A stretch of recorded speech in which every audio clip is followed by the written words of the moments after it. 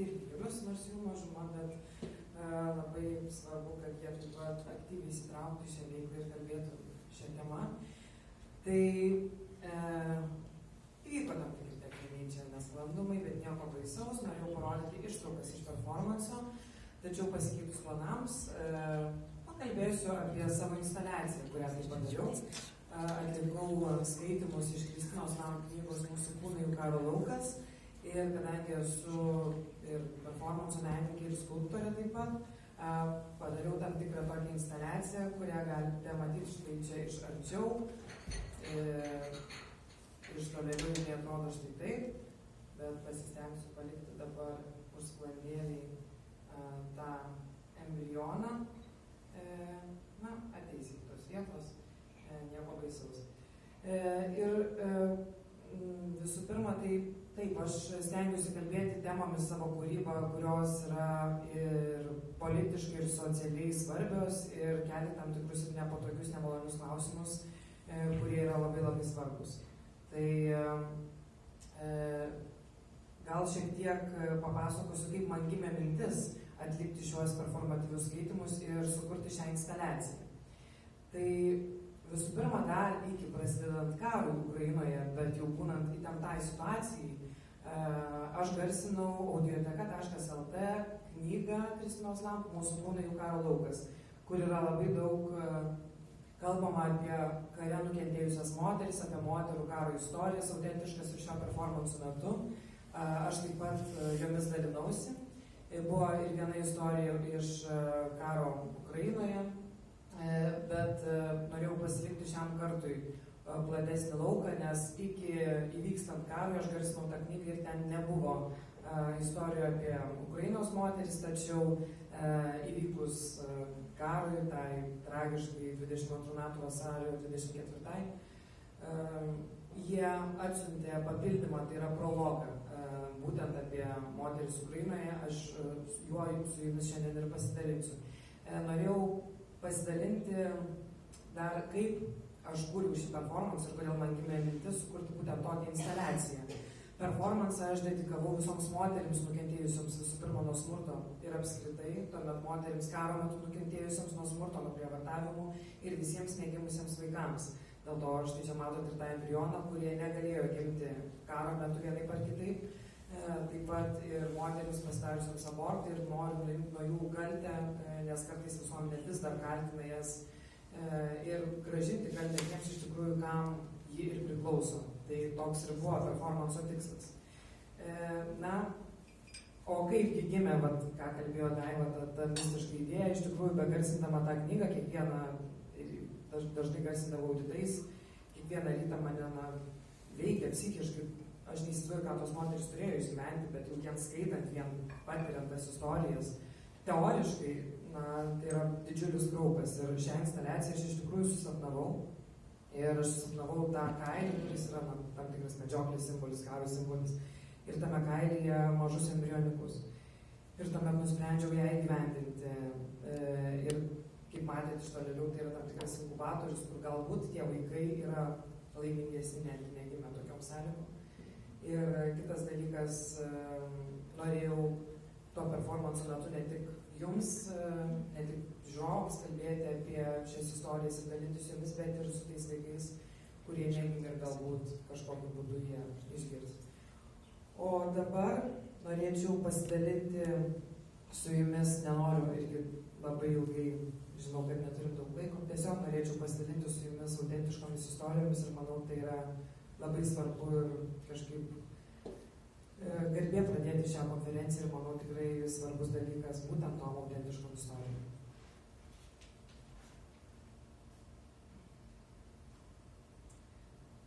Ištraukos iš Kristinos Lam knygos Mūsų kūnai jų karo laukas. Berestenka, vidurio Ukraina. Rusų kareiviai buvo jauni, tokio pat amžiaus kaip ir jos sūnūs. Laukelį ant smakro vos pradėjo žemti, bet jų vadas ištarė šiurpinančius žodžius. Mano vyrai išgėrė degtinės, pasakė, o dabar nori pasilinksminti.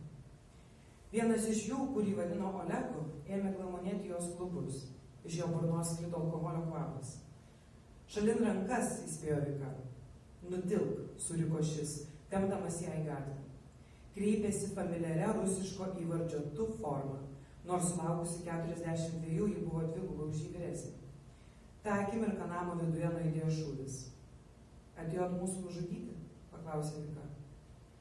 Negalėjau patikėti tuo, kas vyksta, pasakojo man, kai po 6 savaičių susitikome. Drebančiamis rankomis traukė cigaretę. Jo žilstelėje šviesus plaukai buvo tvirtai surišti į uodegytę, o žydros akys kupinos skausmo. Tačiau kaip ir daugelis žmonių visoje šalyje, ankstyvą 2022 vasario 24 dienos rytą, jie pabudo nuo griaudėjančių sprogimų ir raketų smūgių. Gulėjau lovoje ir drebėjau, pasakojo Vika.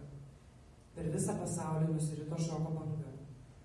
Ryte kaimo gyventojai jau išvydo per laukus riedančią rusų karinę techniką, o kitą dieną eidama į parduotuvę Vika pastebėjo netoliese esančiuose miškuose judančius tankus, užimančius pozicijas ir nuo didelio gaisro tolumoje kylančius dūmus. Pamatė, kas vyksta, tiesiog užsidarėme namuose, pasakojo jį, stipriai išsigando. Kovo pradžioje rusų kariai pasirodė jau gatvėje. Užgrobė ir įsikraustė į gražiausią namą, geltonai dažytą, su saulės baterijomis, kurios savininkai buvo iš Kyjivo. Kovo 9 rytą kareiviai ėjo nuo vieno namo prie kito, reikalaudami atiduoti telefonus. Turiu tik seną su muzikėle, nenorėjo paklusti Vika. Man nereikia tavo muzikėlės, nusikvatojo vienas iš jų. Ta naktį jie atėjo Vikos, buvo 3. Vadas, Olegas 21 ir Danė, kuriam te buvo 19, tokio pat amžiaus kaip ir jos pačios sūnus. Olegas nusitepė ją prie kaimyno Ihorio namų ir liepė belstis, nes norėjo paimti jo žmoną. Ihoris atidarė duris. Danė pradėjo mojuoti savo automatu, tada ištempė Ihorį į gatvę ir įrėmęs ginklą į galvą ėmė jį talžyti. Turim eiti, jie mus kažkur vedasi, aiškino Vika Ihorio žmonai Anei. Vadas nužvelgė Anę nuo galvos iki kojų. Ne, šitą gali likti storulė, burbtelėjo. Danė atsitraukė nuo kūkčiančio Ihorio ir sugriebęs už džemperio kapišono prisitempė Viką prie savęs. Man skauda, pasipriešino jį. Jis pradėjo mane liesti, bandė pabučiuoti, buvo šlykštu, pasakojo Vika. Šįkart nusivedė ją dar už keletą namų iki 25 numerio. Čia gyveno našlė vardu Valentina. Kartu su dukra Nataša, kuriai buvo 41, žentų Saša 43 ir jų 15-mečių sūnumi. Saša užstojo duris. Imkit mane, o ne ją, maldavo. Olegas išsitraukė ginklą. Aš rusas, tu negalėjai mane šauti, meldė pasigailėti Saša. Kai apsisukęs pamėgino užstumti duris, jie paleido kulką jam į sprandą ir jis nukrito ant žemės. Pasibaisėjusi Vika stebėjo, kaip kareiviai nuspyrė jo kūną į šalį. Tuo metu išbėgo Nataša. Kur Saša, suriko? Kur mano Saša? Olegas išstūmė ją laukan ir abi moteris nusitempė į kitą gatvės pusę už dar keletų namų, iki Holubenkų geltono 2 aukštų namo, kur rusai buvo įsikūrę savo būstinę. Spėk, kad šiandien dulkinsim, nusikvatojo Danė. Vienai 41, o kitai 42. Aš tavo motiną stinku, tarė Vika, nejau neturi merginos? Turiu jai 17 ir bučiavau ją tik į skruostą, atšovė šis. Bet tavęs nepaleisiu, kol nebaigsiu. Nutraukė stimpas ir kelnaitės išprievartavo ją svetainėje. Tuo tarpu antrame aukšte Olegas su kitais prievartavo Natašą. Jis man liepė daryti visokias nesąmonės, purtydama galvą pasakojo Vika. Po to vienu momentu nuėjo atsivesti Olego, tada aš greit apsirengiau ir išbėgau į gatvę atgal į namus. Vika taip bijojo, kad kareivis sugrįš jos išsivesti, jog vos tik sulodavo šuo ar pravažiuodavo automobilis, bėgdavo į vištilę. Galiausiai kovo pabaigoje jie pasitraukė. Atrodo, kai pastangos užimti sostinę žlugo, susitelkė į puolimą į pietus ir rytus. Vika su Vitalijumi dar savaitę slėpėsi. Siaubingai jų nekenčiu. Noriu, kad jie visi kartu su Putinu mirtų, liejo širdgėla Vika. Buvo įsitikinusi, kad rusai sugrįž per antrąją puolimo bangą ir vėl bandys užimti Kyjivą. Vyra Holubenko, kurios namą kariai buvo užėmę grįžusi, rado jį nusiaubtą. Rusai išlaužė duris, išdaužė langus, apvertė viską aukštyn kojom, o jos drabužius išmetė į kiemą. Visą gyvenimą taupėm, kad turėtumėm jaukius namus, guodėsi. Ir štai ką jie su jais padarė. Nesuprantu, ko jie ieškojo pinigų, o gal aukso. Esam paprasti kaimo žmonės, neturėjom nieko ypatinga. Išsinešė visas bulves ir marinuotų daržovių stiklainius iš rūsio. Toliau už namo prie įvažiavimo į kaimelį kažkas nupiešė baltą Z, tapusią rusų invazijos simbolį. O ant namų sienų palei kelią buvo išraižyti prašymai pasigailėti. Čia gyvena žmonės, vaikai, seneliai. Nors rusų čia jau nebebuvo, tačiau neliko nė vieno nepaliesto gyvenimo. Atsitraukdami kareiviai grobė motociklus, mikrobangų krosneles, dviračius ir įrankius tokius kaip grąžtai. Vika kiekvieną dieną, eidama pro tą namą, stengdavosi negalvoti apie tai, kas nutiko. Ir Vikos istorija toli gražu ne vienintelė. Iš visos šalies pasipylė panašūs siaubingi pasakojimai. Jų buvo tiek daug, kad specialia karštąją liniją, kurią įsteigė žmogaus teisų ombudsmenė Liudmila Denisova, per pirmąsias 6 savaitės buvo sulaukta 1500 skambučių. Linija veikė ištisą parą. Viena iš tų psichologių buvo jos pačios dukra. Liudmila atrodė sukrėsta, kai savo biure Kyjive pasakojo istorijas, kurios neleido naktį užmigti. Viena jų buvo apie mamą su 2 dukrom, 15 ir 17 metų, gyvenusias Irpinėje. Jie 3 dienas prievartavo motiną, paskui 15-metę, o vyresniai sesiai pasakė, kad jos nelies, nes ši bjauri. Motina ir jaunesnioji dukra galiausiai mirė nuo patirtų sužalojimų, o 17-metė 3 dienas praleido užrakinta rūsyje šalia jų kūnų. Kai rusai išėjo, ji nubėgo pas močiutę, kuri paskambino mums. Žaginamos buvo ne vien moterys. Viena baisiausių istorijų, kurią girdėjau, buvo apie 11 metų berniuką, kurį rusai prievartavo 10 valandų priešais jo mamą, pririštą prie kėdės, pasakojo jį. Jis nekalbėjo mėnesį laiko. Daugelis atvejų buvo grupiniai žaginimai ir nemažai jaunų paauglių liko nėščios, tarp jų buvo 14-metė mergaitė, kurią stebint motiną išprievartavo 3 rusai. Jos gydytojas patarė nedaryti aborto, pagrįsdamas to, jog tai gali turėti įtakos galimybei vėliau susilaukti vaikų. Neabejoju, kad prievartą rusai naudojo kaip ginklą, tvirtino Liudmila. Dauguma jų buvo jauni 20-25 metų kariai ir tai darė viešai, kitų šeimos narių akivaizdoje, šaukdami patvarkysim visas nacių karias Ukrainoje. Jos nuomonei pritarė teisininkė iš Kijevo, Larisa Denisenko, kuris specializuojasi bylų susijusių su seksualiniu smurtu tyrime. Ją kreipėsi daugybė išgyvenusiųjų. Tarp jų buvo 32 metų ukrainiečių kalbos ir literatūros mokytoja iš Chersono, pietuose esančio miesto, kurį pirmiausiai užėmė rusai, kurie kaip sekso vergė naudojosi vienas karininkas. Užėmė miestą po 3 dienų rusai atėjo jos namus, teigdami, kad ji yra jų sąraše ir ieškodami kokios nors nacių literatūros. Išsivedė tardyti ir visą parą mėgino iškvosti, ar šeimoje yra nacių. Reikalavo prisipažinti, kad jos mokymas kenkia vaikams. Ji pasakojo, kad kaltinimai buvo tokie absurdiški, jog net nežinojo, ką atsakyti. Aš paprasta mokytoja, bandė aiškinti. Viską apie tave žinom, atsakė tie. Geriau prisipažink, arba ilgai iš čia neišeisi. Galiausiai ją paleido namo, kurį gyveno su sergančia motina, teta ir 16-mečiu pusbroliu. Ta vakarą į namus atėjo 3 kareiviai ir ėmė draskyti visus vadovėlius ir ukrainiečių klasikų knygas. Tai draudžiama literatūra. Ji ekstremistinė ir draudžiama Rusijos federacijos, kuriai dabar priklauso. Jūsų šeima lizdas skleidžianti šią nacionalistinę propagandą. 2 kariai ginklu išvarė mamą, tetą ir pusbrolį į kitą kambarį, o ją paliko su kapitonu. Tu man patinki, todėl leidžiu rinktis, pasiūlė šis. Jei nenoriu su visa šeima atsidurti kalėjime, būsi su manimi. Apimta siaubo, ji pažvelgė į jį, nes suprato, ką tai reiškia. Ne, to nebus, atkirto. Na, tiesą sakant, tai nebuvo klausimas, šyptelėjo šis. Šeima tebe buvo uždaryta gretimame kambaryje, kol jis be perstojo ją prievartavo.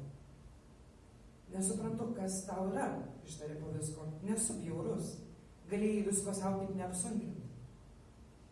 Kapitonas su savo vyrais išėjo pasiėmęs visas likusias knygas, bet prie namo paliko sargybą. Šeima nemiegojo visą naktį, bandė sugalvoti, ką daryti. Kitą kartą grįžę su 2 vyrais, kapitonas durų neatidarė, kareiviai jas išlaužė.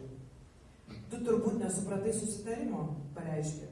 Būsi mano, kada tik panorėsiu, tada tavo šeima paliks ramybei. Jei ne, įmuši berniuką. Parodė jos paauglį pusbrolį. tada nusitempė ją į tą patį kambarį ir dar kartą išžagino. Žinau, ką vaidini, vaikas nusijuokė. Tu tikra dramos karalienė. Įtariu, kad tau tai patinka. Pasimatysim rytoj, tarė išeidamas. Tokie susitikimai tęsiasi apie 10 dienų, kol mokytoja daugiau nebeištvėrė. Šeima nusprendė, kad ji turi bandyti bėgti. Todėl, kai išgirdo, kad draugai planuoja išvykti, sutarė, jog paslėps ją automobilio bagažinėje. Išklausius tokių liudijimų nekyla abejonių, kad prievartą rusai naudoja kaip ginklą. Visoje šalyje atsikartoja tas pats elgesio modelis, rodantis, kad tai ne atsitiktinumas, bet sąmoningos strategijos dalis.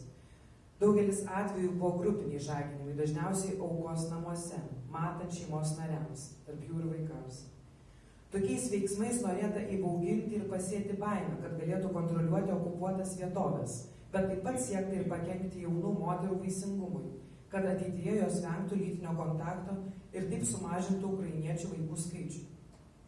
Minėto Rusijos dalinio karius tarnavusius Bučoje, Irpinėje ir Borodjankoje, kur vyko vieni baisiausių žiaurumų. Grįžusius namo Putinas apdovanojo medaliais. Iš ukrainiečių vykdyto rusų karių telefoninių pokalbių pasiklausimo paaiškėjo, jog net pačios karių žmonos tokį elgesį skatino. Viena atvirai sakė savo vyrui, eik ir dulkink ukrainietės, tik nieko man nepasakok, dar pridūrė ir naudok apsaugą.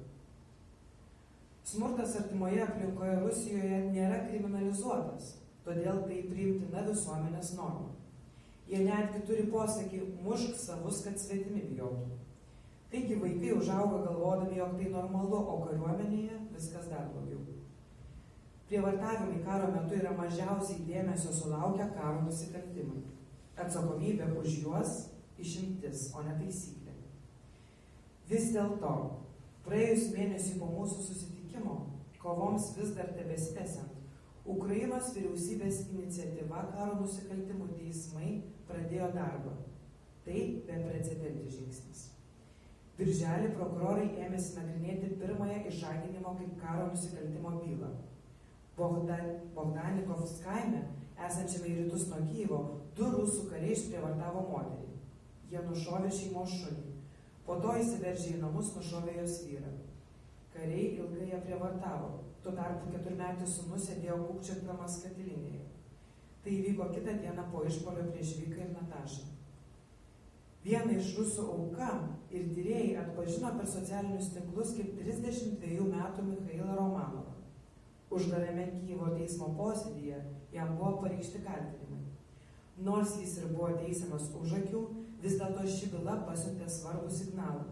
Galbūt, tik tai galbūt, šį kartą bus kitaip.